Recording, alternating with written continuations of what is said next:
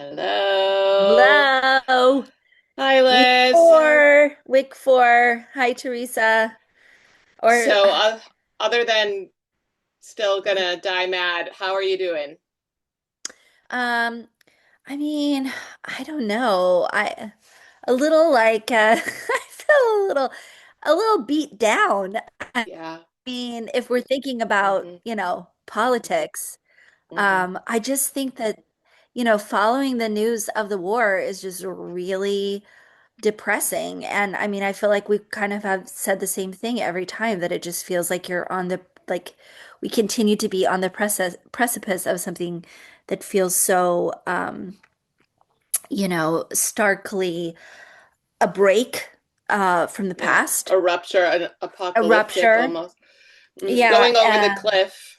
going Yeah. over the cliff. And it feels like we've been on the precipice for a long, long time, which also kind of makes me wonder sometimes, like, are we going to know when we're really falling, when we're really in midair, when we're really crashing down? Because and I know that we are on the team that's been saying, the sky is falling for a long time. Yeah. But the thing is, the sky has been falling. Yes. And It has. it actually has been falling.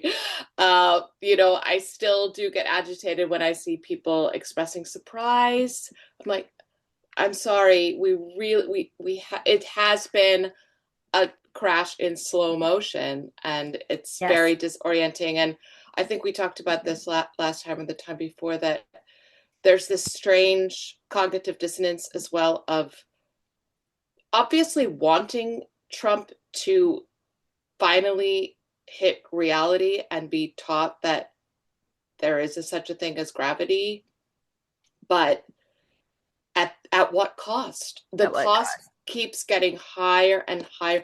And obviously, the fact that he has never paid a price for all the things that have gone on heretofore.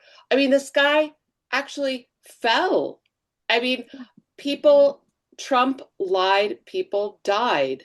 Yes. And I think I saw an item this week that 150,000 more people died in COVID than we thought, by people, No, I I mean mean, Americans, and it sorry. it it is interesting because I was thinking like, do you know at what moment do you know that like you've gone into a new epoch or that you've like crossed that Yes. line? Yeah. And the two, I mean, that I think you and I have lived through are the beginning of COVID and 9/11. And COVID did have this kind of like slow start. I remember being Mm-hmm. on Twitter in January. We were still kind of like, deep in the primary. Yes. And there were people that were also on like Warren Twitter or something. I remember being in one group that like and they were talking about, well, like none of this matters because like there's like the apocalypse is coming. And I swear that was in January. Mm-hmm. And so I think like some people saw it. I was totally I mean, I guess I wasn't surprised, but I was just like I felt like there's nothing I can do about this, so I'll just run out the clock. And maybe that's how people have felt Yeah. with Trump, whereas I have felt like, well, I'll be engaged with politics, I'll fight against this and all of these, I don't Mm-hmm. know, how I things that helped me to control my anxiety. Right. But it was unclear to what extent. I mean, in aggregate, things like that matter. Of course, they matter, Yeah. but it's also like for the amount of effort that I put into electoral politics, what I Me too. got Or out of or or it is quite low. So I don't know. But I guess what I'm saying is like if this is like COVID, if this mm-hmm. situation is more a COVID than a 9/11, Mm-hmm. um, there's I feel like I'm seeing the people who were like in that group chat being like, well, okay, with the fertilizer stuff and the oil stuff and all of these things, like we are, we're going there. Like this is, Yeah. this is kind of locked into a certain, We're on the train, and yes, we're in the not way getting that we off. were with COVID. Yes. And I mean, ultimately, like this is so much more frustrating because with COVID, it was these like there were many, many, many like criminal mistakes made by Trump and our leaders.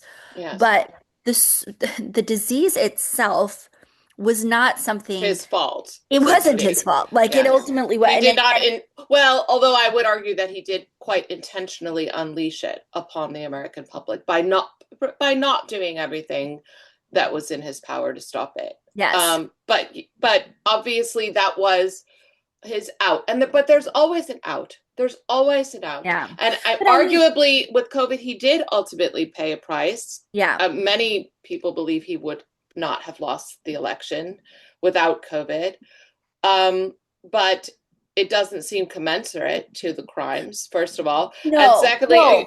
even though I think we all agree, they're very. I don't see many people arguing that this was not a war of choice, an act of aggression, intentional aggression on Trump's part. And yet, I do see a lot of people scrambling to give him or us, and of course, Of now course. they are indistinguishable for at some level, a kind of out. And one of them is Netanyahu made him do Yeah. it. Yeah. And I personally think that is extremely dangerous. I have nothing good to say about Netanyahu. I have nothing good to say about the influence that he exerted or his plans or what. But the fact, I mean, I think that is just a really dark path to go down. I mean, it's very sad. Like I have, I mean, ultimately, I'm sorry, just a second. Kids and pets. Yes, sorry. Do you need something? I'm doing the podcast, honey. No, no, no, no, no.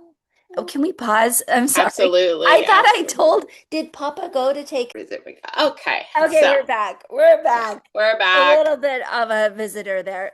Take No. five, take two. Okay, so you were talking about the blaming Netanyahu thing. I think this has been inevitable for a while that if the political elite of the United States was going to continue to support something that was so out of line with what American voters wanted, which is continuing to have wars in the Middle East, continuing to support terrible crimes against humanity, for, a country that most people don't care about, like there was going to be a break. And like, it's very easy to use anti-Semitism to Mm-hmm. get people riled up as a, explanation. But unfortunately, like this was, it was a very, very cynical choice that was made, Absolutely. a very cynical choice that was made by Democrats to call things anti-Semitism that were not anti-Semitism in the name of protecting the war that they wanted to do on Gaza. And that is, and I do not, Netanyahu has his reasons for wanting to do things. There are very rich people that want, the politics of the Israeli government to be the politics of the United States government. All of that stuff is true. But the political elite of the United States chose to support that with almost no, including some of our favorites. They chose to support what I believe is a genocide, and it was going to break people's minds. Just as, and I've told you this before, I believe that the election of Donald Trump is a reflection of George Bush going to war in Iraq. And Oh, that absolutely. was those sorts of, like those sorts of breaks between the elite and the leadership of the United States and the people.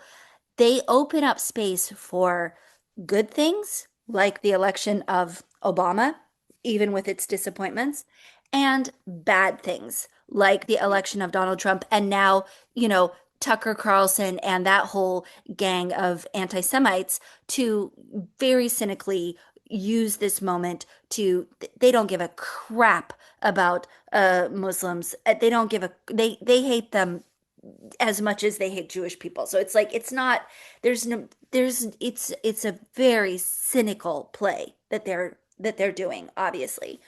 But I just have to go back to blaming Joe Biden because he had 2 years to fix this, but he believed whatever, whatever led him to vote for the Iraq war, whatever led him to have the American foreign policy that he had for 40 years, it just, he couldn't break with it when there were just very, very, very obvious war crimes in front of so many people's eyes.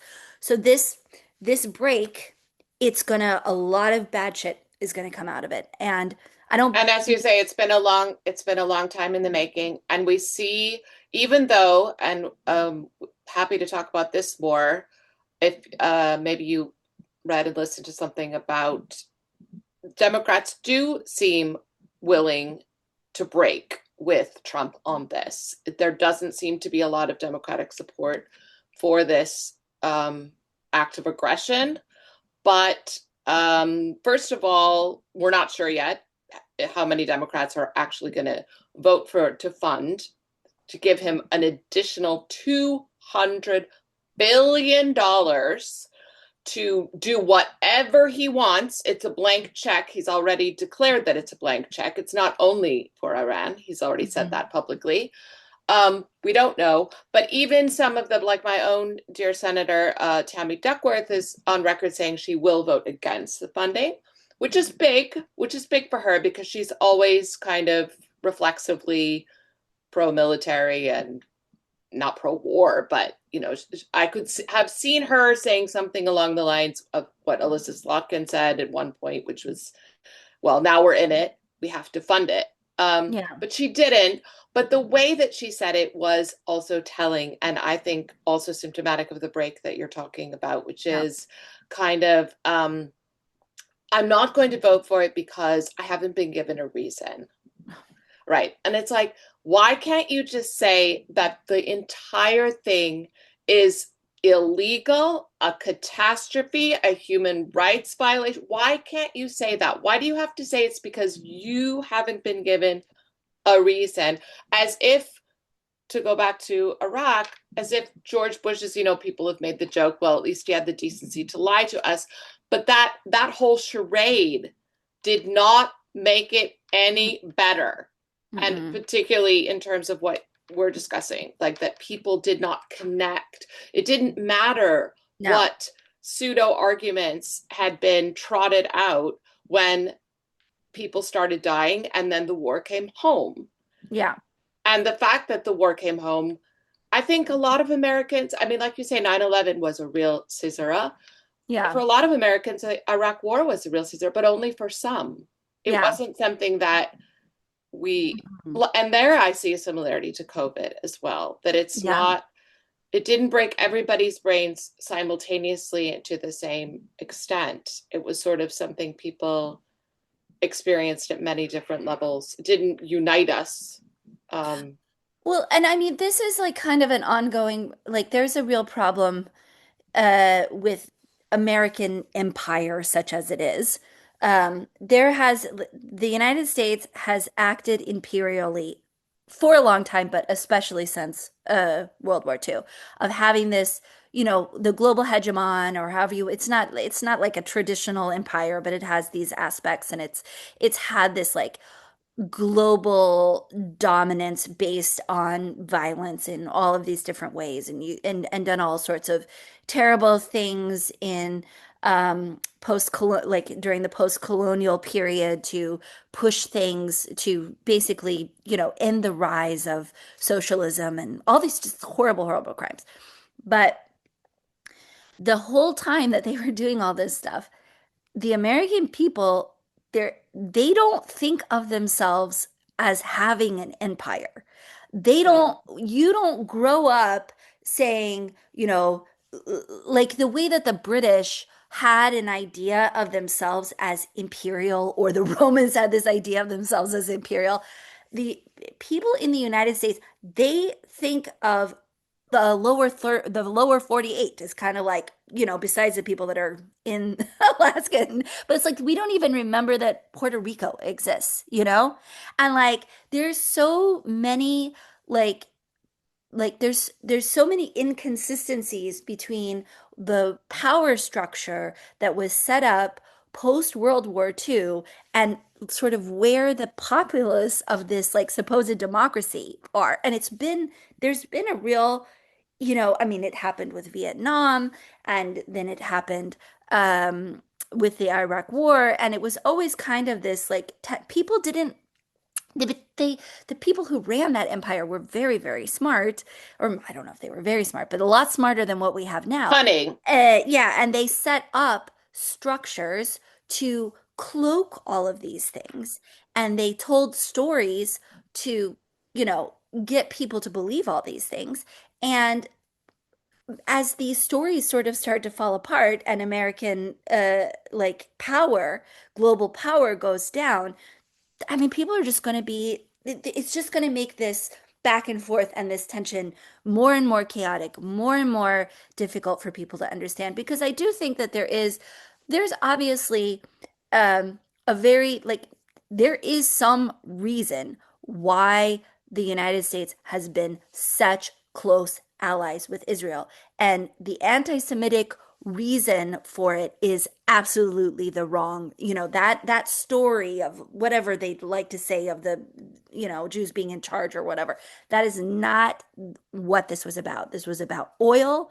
This was about having control in a very important region. This was about having a really close uh, ally that had where you could, who had like a lot of military power. I mean, there were very rational reasons why Israel became so important to this like empire building project.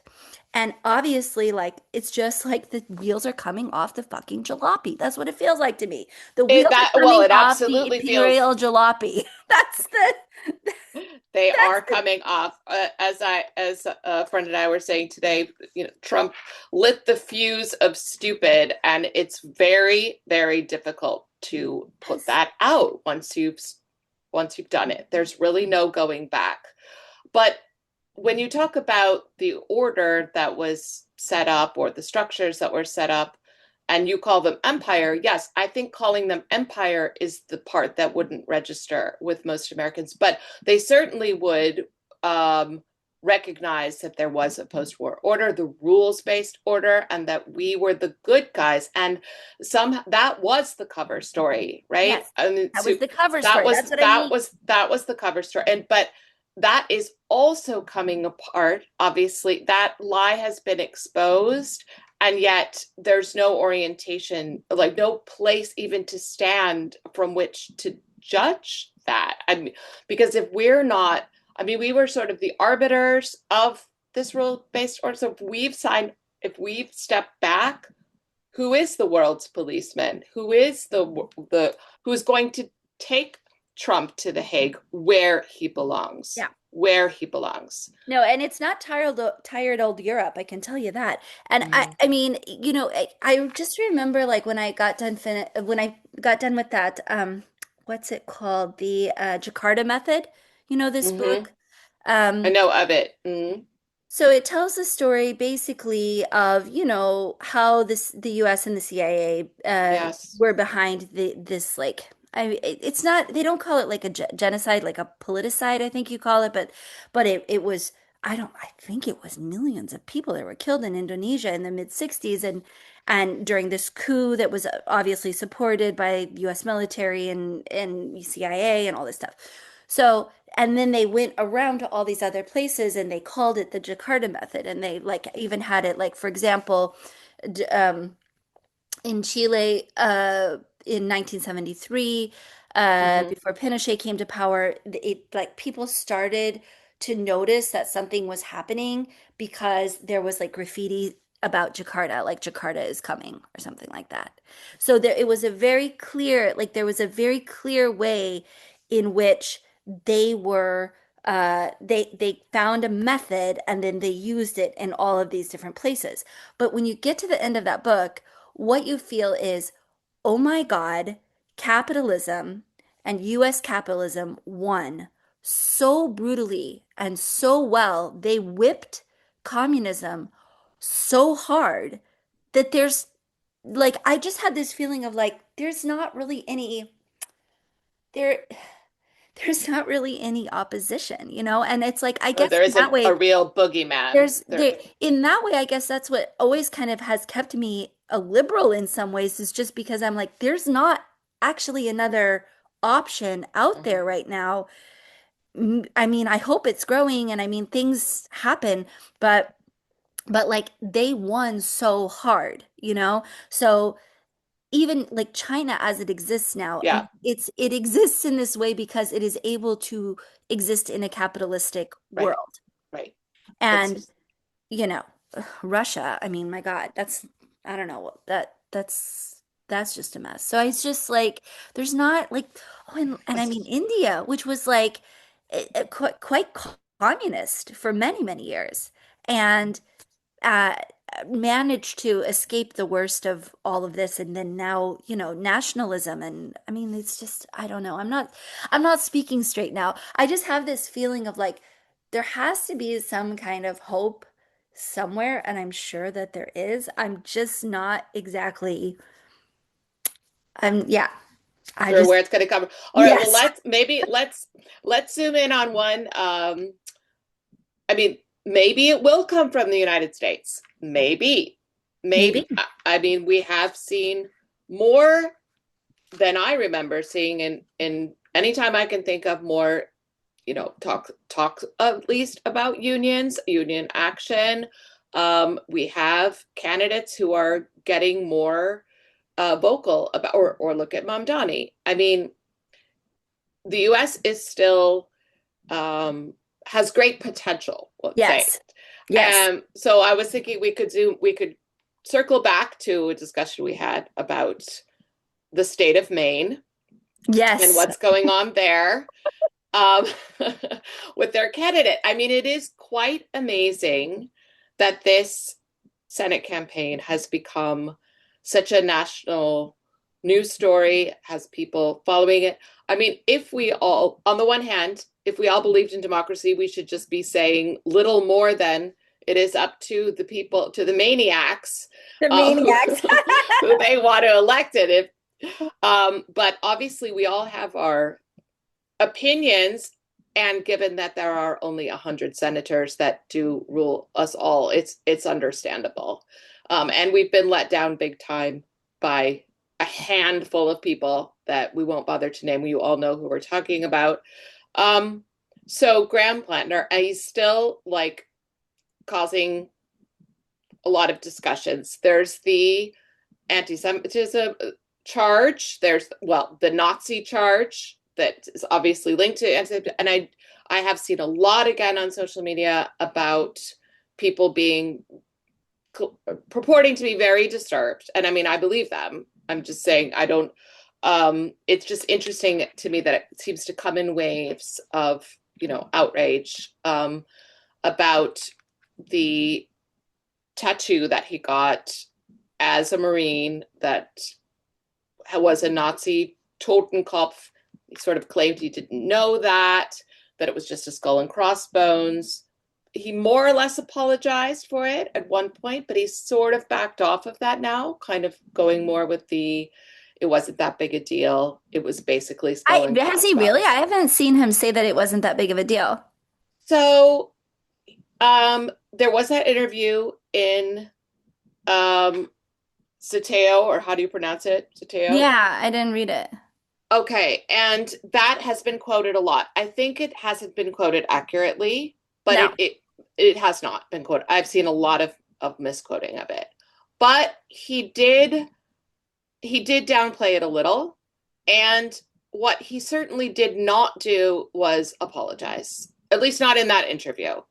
In really in any way. He doesn't say, there's no Bill Clinton, I feel your pain. There's no, I'm sorry if I offended anyone. I haven't really seen that. And that does seem to upset people, but it did make me think, because I'm sort of thinking, yeah, that's where I would have expected him to go. At some point, I would have expected him to apologize in some way. Hmm.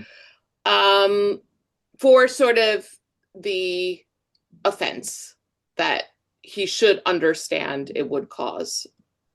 But then I am there sort of think, you know, I never really bought into this picture of liberals as big scolds, and that's the reason that everybody hates us.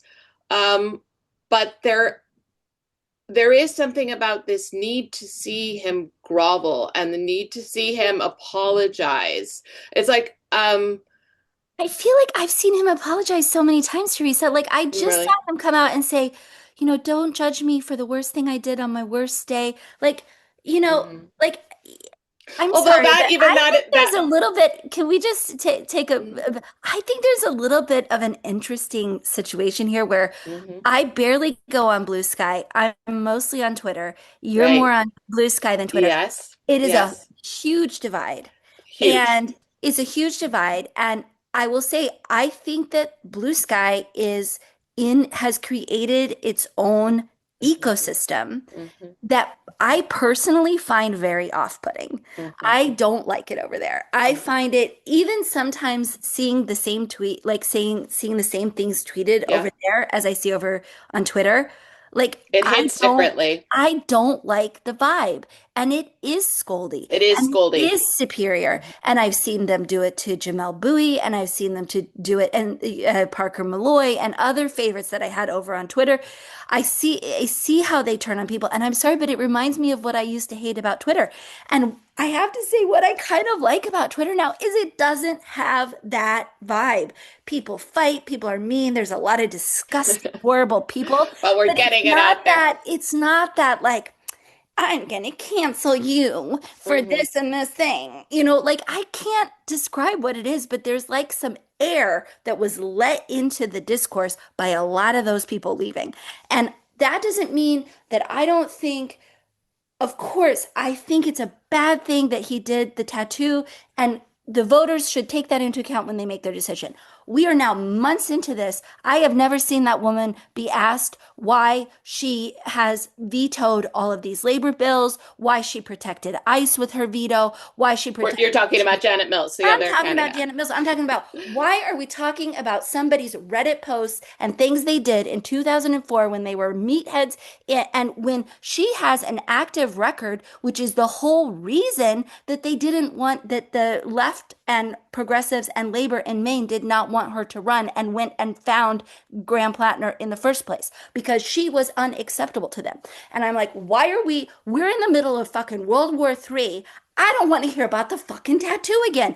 If you don't like it, don't vote for him. But like, we are not in reality. This is not reality. Reality is that we have to choose the best person to get in and clean shit up. And I don't think that's Janet Mills because I think that she is connected to all the worst parts of the Democratic Party.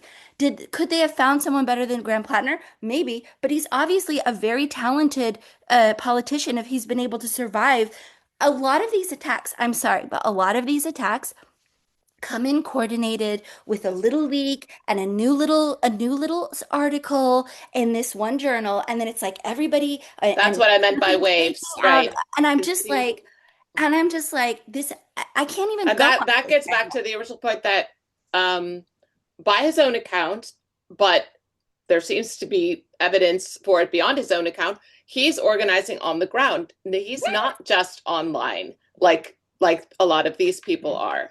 Yes. Um, and he's really doing the work, as you say. And when asked again about the tattoo in the Zateo interview, he said, "Well, pretty much what you said.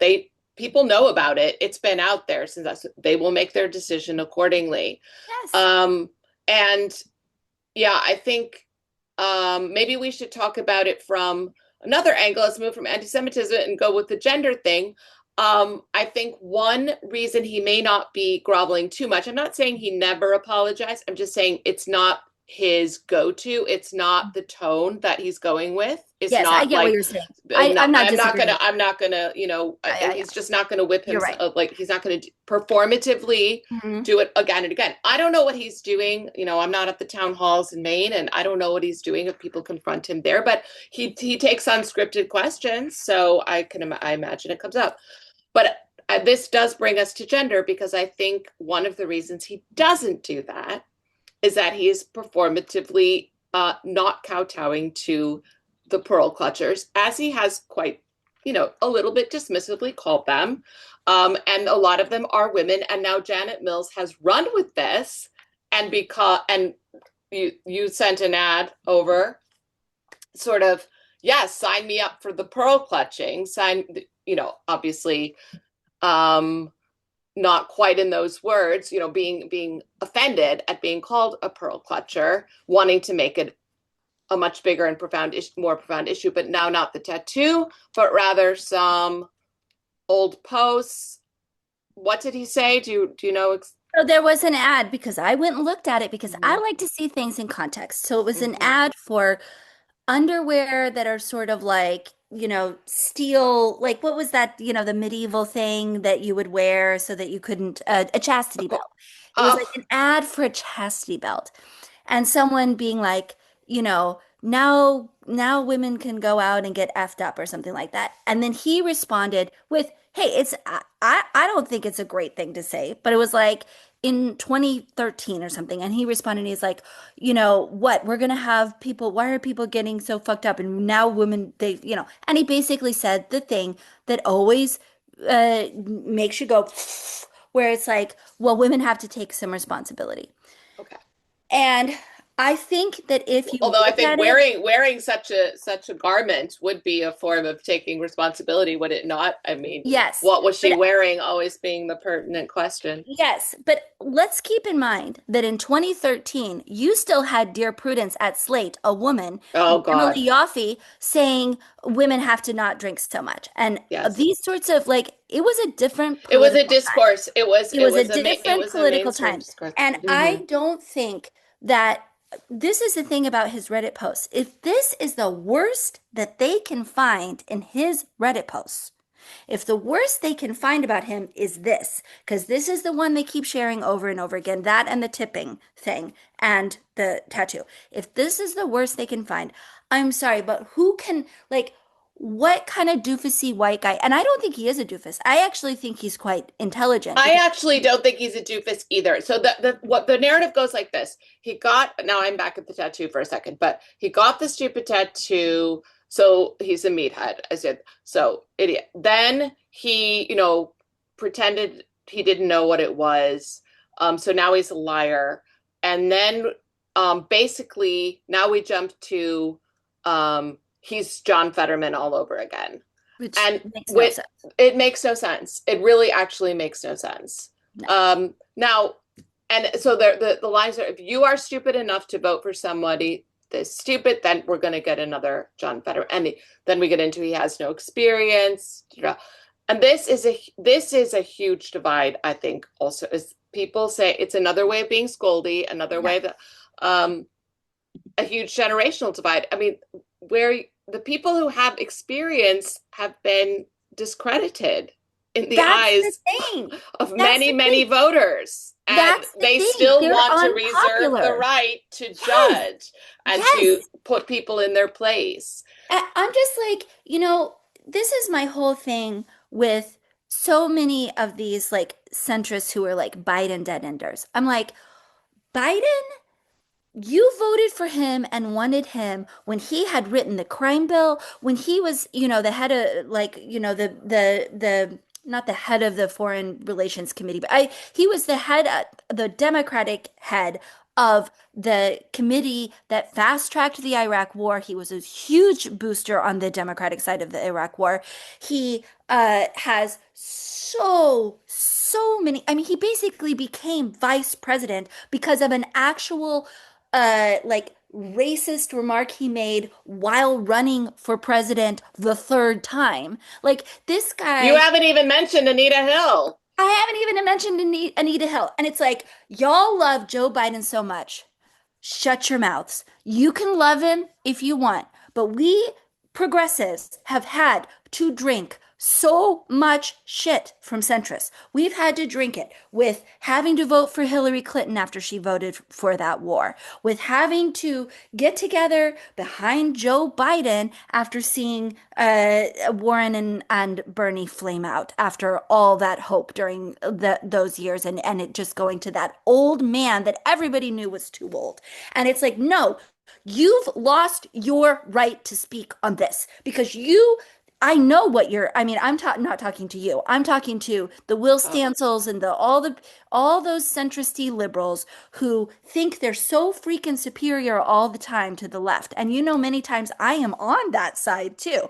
But like, I'm like, you can't go right. in canceling people on shit they did when they were private people. There is nothing. If you can only come up with one post from all those years, and 46 years, 47 years exactly, old, and whatever you he can, is. you know, if this is the Well, best and you can otherwise do, you're gonna be too young. I mean, just to visit the yes, Illinois primaries very briefly, I mean, I definitely think that one of the reasons the progressive hopeful in District 9, Illinois District 9, Kat Abu Ghazala, I think, I'm not quite sure how to pronounce it, didn't win. I mean, she came pretty close. sure. She came within shouting distance, but she's young and she's a woman. I think Well, that's but a also, also Daniel Biss is not Mills.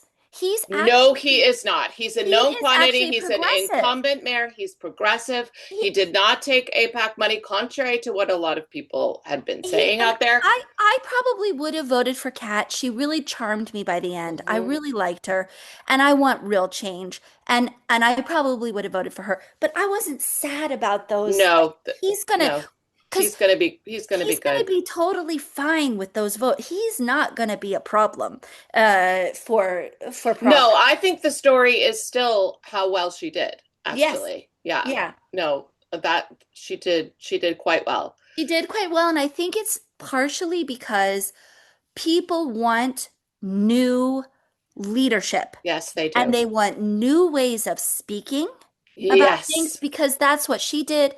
That's what Graham Plattner does.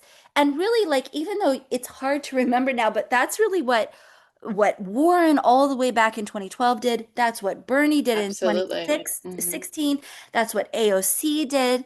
That's what Mamdani did. People need new language, new visions, and that is just not coming from anything connected to Chuck Schumer. Nothing connected to him. No, and the the presumed next senator from Illinois, Juliana Stratton, who won the primary, Oh, that and was the is most important part of the night, I have to yes, say. yes, she is on record saying she will not support Schumer's leadership. But what I'm wondering is, and she seems great in many ways, very excited about that. But Pritzker has been out there, her boss, the governor of Illinois, starting to say what I want to hear from every single Democrat, which is we are coming for you. We are coming, we are going to hold each and every one of you accountable. That's what I want to hear Yeah, nonstop from now yeah, until yeah. 2020. He's talking about a project Revenge 2029. tour. Revenge tour. Let's go. And I do think this war will is going to really help separate the wheat from the chaff real Yeah, right quick. And I don't, I think so too. I I think really you're I right. really think so. And Yeah. it goes down to what we've just been saying, because this uh centrist dominance in the Democratic Party is directly tied to our national identity as the good cop, as Yes. representatives of the rules based order. And everyone can see that Donald Trump has turned it into a very bad Yes. joke, Yes. very, very bad and bitter joke. Everyone can see it. There is no Yeah. denying it. So anyone who tries to hide behind that is going to be in big trouble. One, I think a really, really big mistake that the Democratic Party made is that people that voted for the Iraq War should not have been allowed to continue in our party. It should That have should have made been the litmus test that should have right been the there. litmus test. And if you look at that, we wouldn't have had to deal with Yes. Hillary's baggage in 2016. We wouldn't have had to deal with geriatric Joe Biden. If we had really taken seriously the feelings of Democratic voters all the way back when I was involved with the Dean meetups, if we really would have taken seriously that these people need to leave our party, the people who had the bad judgment and the ideology that would have led them to vote for the Iraq War, our party would have been so much better off. And I think Amen. I mean, and so I don't know. That's how we have to move forward in some way. Like, I think that this, and that's why I think it's gonna, we're gonna see very quickly like who actually is against it and not against it. And I mean, they're gonna hide behind because they don't need Democratic votes, do they? If I understand the funding correctly, or it's not something that they can filibuster with funding, is it? I mean, or maybe that's only the budget That's only budget so they are gonna reconciliation. have to, so they can filibuster it.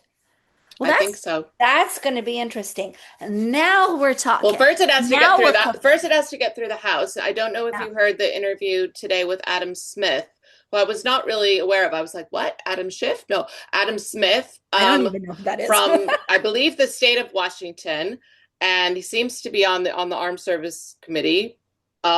Maybe he's even the Democrat lead there. I don't know, but he gave a great interview to Greg Sargent on Oh, I the didn't Daily have time to Blast, New listen to that. Republic, and he was spouting the kind of fire that I want to hear.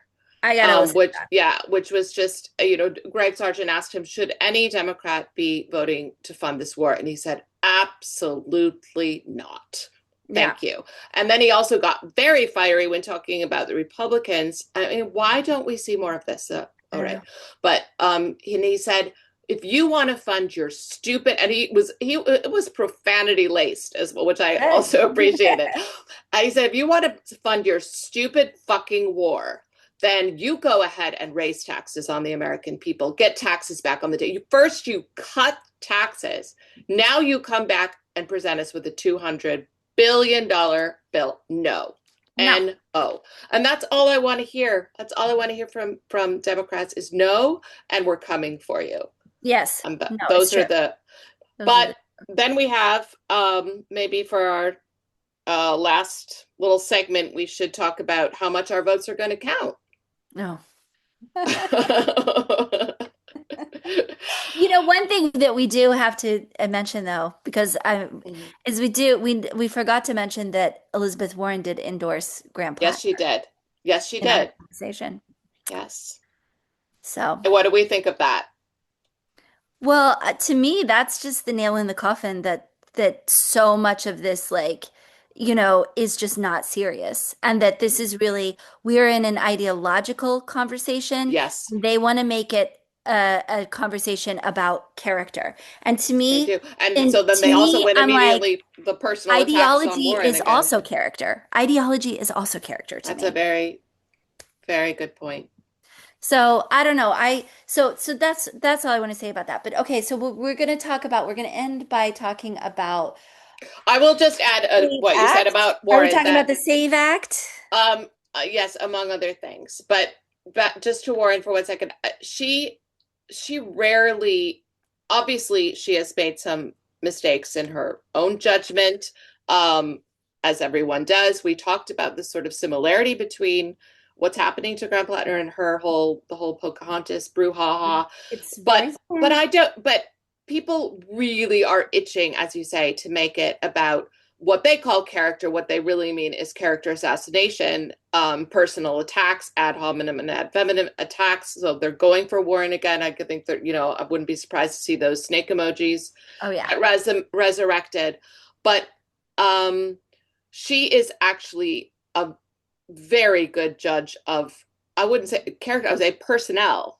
Yeah, that's what it is. Personnel. She knows who is good She, for and what job. she did not endorse John Fetterman, and neither did Bernie Sanders. I'll just say that right now. So Let's say people keep that. trying to blame this on the left or whatever, and it's like, no, that was not no John that Fetterman was not the leftist candidate in that no, that was election. Malcolm Kenyatta. Yes, it was, and he would have been fantastic. And I Yes, remember a and maybe lot of people out there, these same people, saying he was too young and too inexperienced. He would have been great, and he would have yeah, never been yeah, the 51st vote yeah.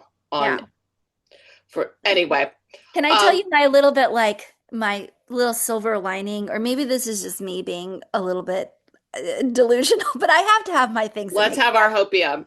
So Warren this week, she really went in for Stratton.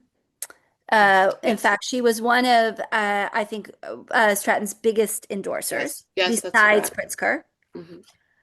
She also endorsed McMorrow in Michigan and Zach Walz in Iowa. Now, McMorrow, if I was in Michigan, I'd probably vote for El Said. But she's obviously much better than Stevens, and more importantly, she is not Chuck Schumer's pick.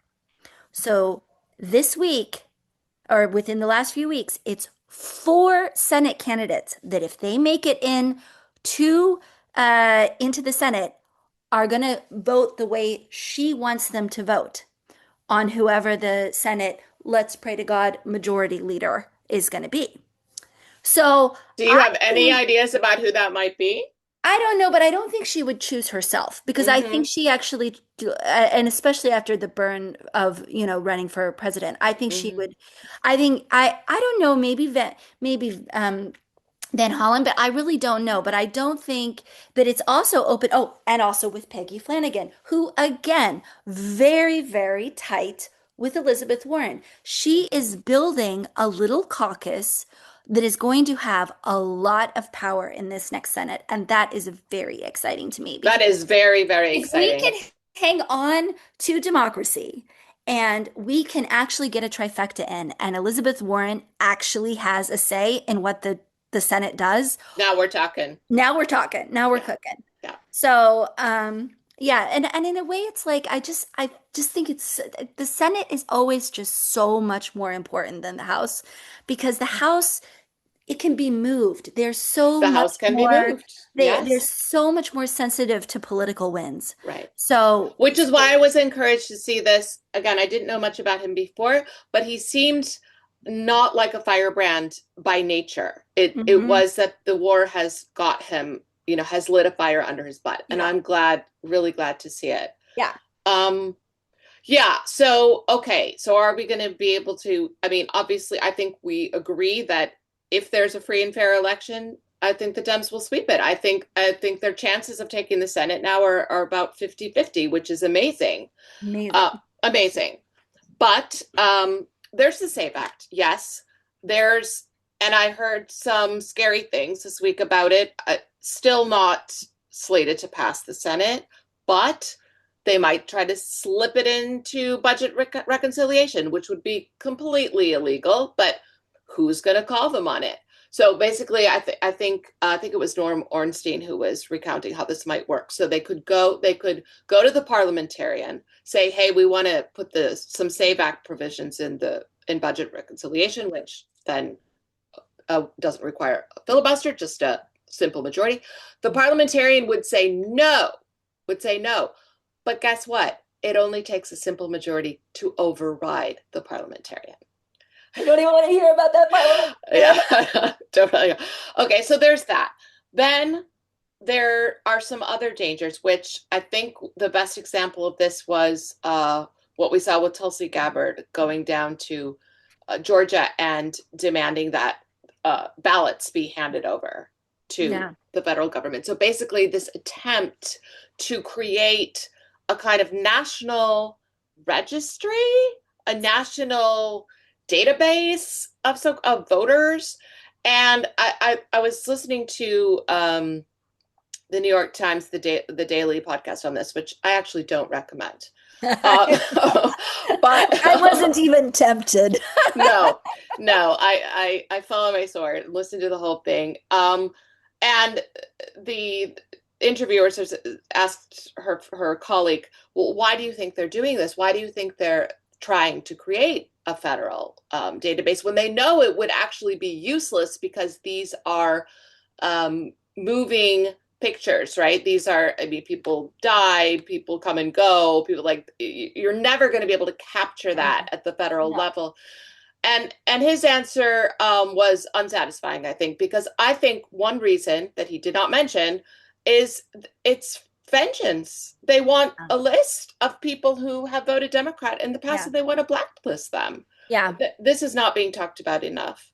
And their attempts to use all the means at their disposal, which are, of course, considerable, yeah, FBI and all that, to yeah, come after us is yeah, just unbelievable. yeah. and very scary. And this is in parallel to the Save Act. This is not the Save Act. This is something else. So we are not out of the woods as far as that Far goes. from it. And honestly, it's like if we can't get over, if we can't get over the hump this time, There's not going to be another there's not time. going to be another one. And So and that's the thing is like this, this may be the last one, or we may have already had the last one. So back to our opening discussion of how will we know when we how are will we over know? the cliff? Yeah, How we will we did. know? When yeah, So, I as a mean, yeah, luckily, opposed. it does seem like the path to the House goes through blue states. So I do think that I don't know what good it will be to have the House if, like, what if things get to that level. But also, Donald Trump does not have the same ability to move that he had in early 25. He and to the extent of, yes, he's still incredibly powerful, like beyond imagination powerful, but there are ways in which they they lose sometimes. They step back sometimes. They blink sometimes. Mhm. And that is when it comes to these when it comes to these voting things, where it comes to these really deeply bureaucratical systems that sort of have a concept of themselves as independent from the federal system, like you have to poke pretty hard at those, I feel like, to really break them. And um I and hope you're right. I mean, I think that the problem is that when it comes to the presidential election, Mhm. where presidential elections are so close, then I'm not so sure. But I think that in the midterms, we're somewhat protected by the sort of the plurality of it all, And because I think that, Somewhat, somewhat, but I take no pleasure in saying this, but Trump and his gang are very good at choosing targets. They've shown themselves to be really gifted at, just as every bully is. They know who they can pick on and get away with it. And the fact that it goes through blue states, yes, but I think part of what they're doing with the Save Act is, heads I win, tails you lose. Because if it doesn't pass, then they kind of have a way to a plan to just declare all the mm, elections or the ones that they choose to target mhm. illegitimate. I think that's the idea. Yeah. I I mean, think you're right They procedurally. already did that with 2020. They already talk about it as And this illegitimate. is also something to look out for and remember is that they haven't let that go, right? That's No, not over. I that's mean, what I that mean. was what she was doing They're in like Georgia was they're 2020. they're They're pushing pushing that on, narrative. that like on the, national museums to like change the wording around these things. So no, no, no. I mean, Right. it is a complete and utter obsession to Donald Trump. But this is okay, and I'm not saying that they're not trying to go after the midterm elections, because I definitely think that they are. But it's also, and this is why I just really think Trump is going to win it, or not win. I really think he's going to run again, because his whole thing about the 2020 Oh election yes, I think he's is going to that run it's again. about him. And the midterms, of course, he wants a servile Congress, because he has enough of a concept of government to know that that's important to him. But I don't think the thing about, He's got enough concept of power. I don't know about government, yes, but yeah. but Hmm. like I just think that, I don't know. I just like the thing of him, maybe they'll just say it's illegitimate, but he can say that, and he's already been saying that about 2020, and the Congress is still going to be there passing the budget. You know what I mean? Like I don't think he can just put in his own budget just because he says that the 2026 No, elections were illegitimate. no, but I think that they could try to throw some of them to the courts, and that's the problem. Because I don't think the courts are going to be like, I don't, which, I mean, because it would have, like, at that point, it would I just don't think that Supreme Court would let them do that. But maybe they would. But I kind of feel like it's a little bit of a sign with them going against him on these tariffs that Hmm. I mean, we'll see. We'll see how things I go. certainly hope so. I We'll certainly, see how, I mean, usually like thinking the worst is going to happen has been the best way to predict things. But I just feel like I don't think they quite have their ducks in a row. I agree with that. I agree with that. I think that it is springtime, but I don't think it's springtime for Shitler. I think he's starting to enter the It's winter of not, his discontent. it's not springtime for shit. I don't You think crack so. me up. Uh, yeah, I no, think but I he's mean, past his prime. yeah, I mean, your fears are well-founded. But, I and mean, it's not like I'm not a I don't bit, even want to call them fears. I just, as you say, we just have to be prepared for the worst. exactly. And And I think that the main thing really is just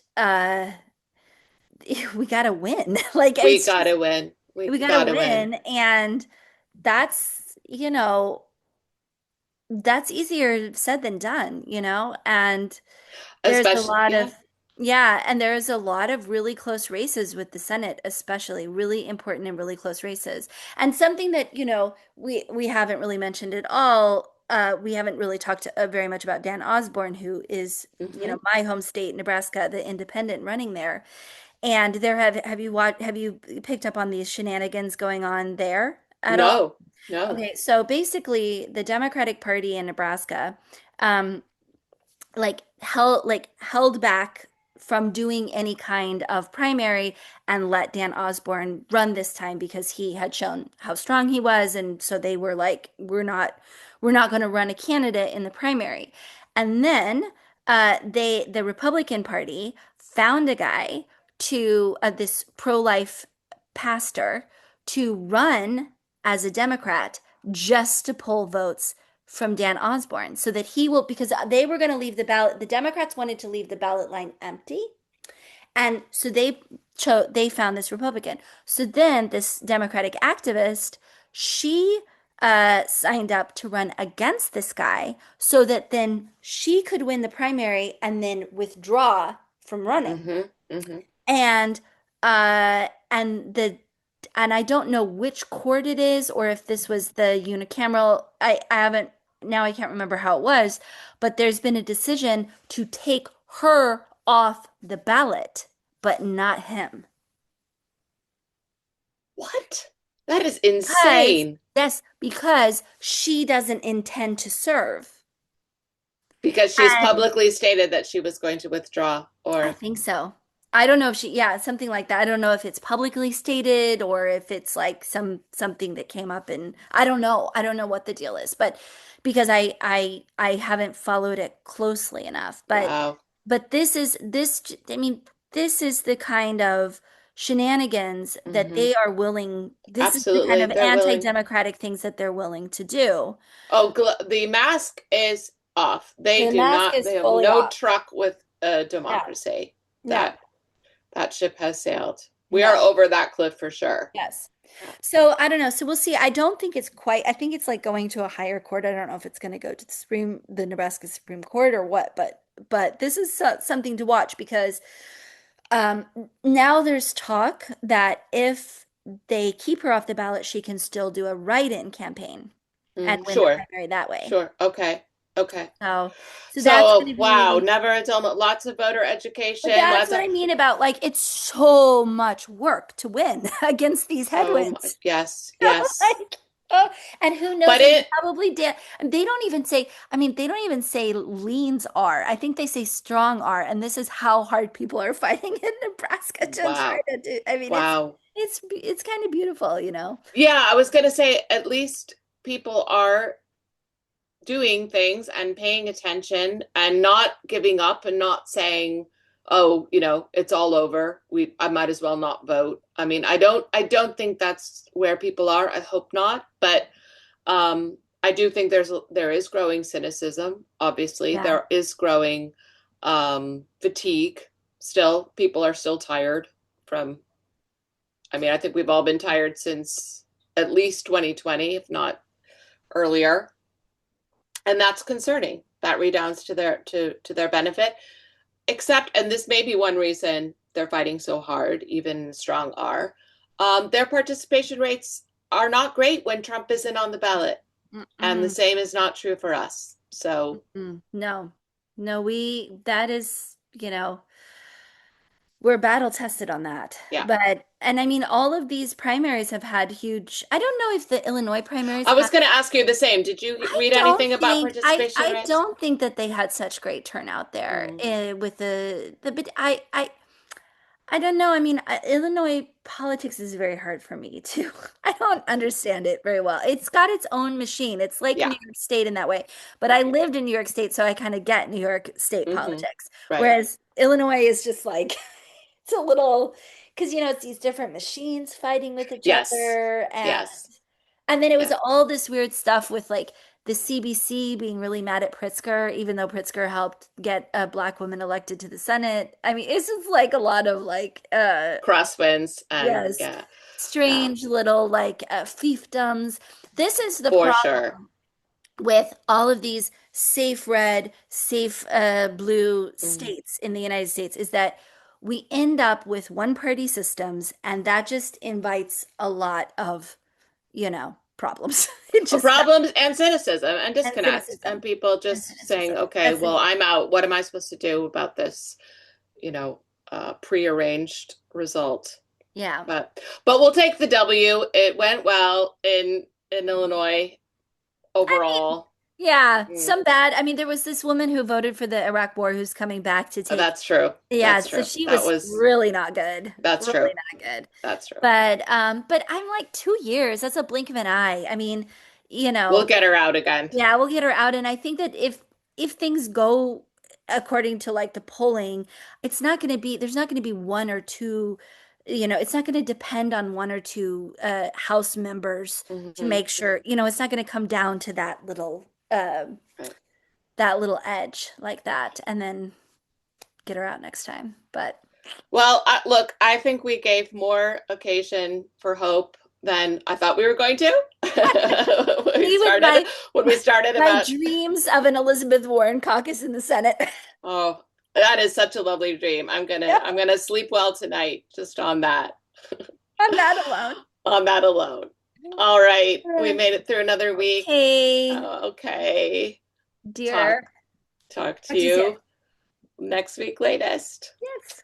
Bye.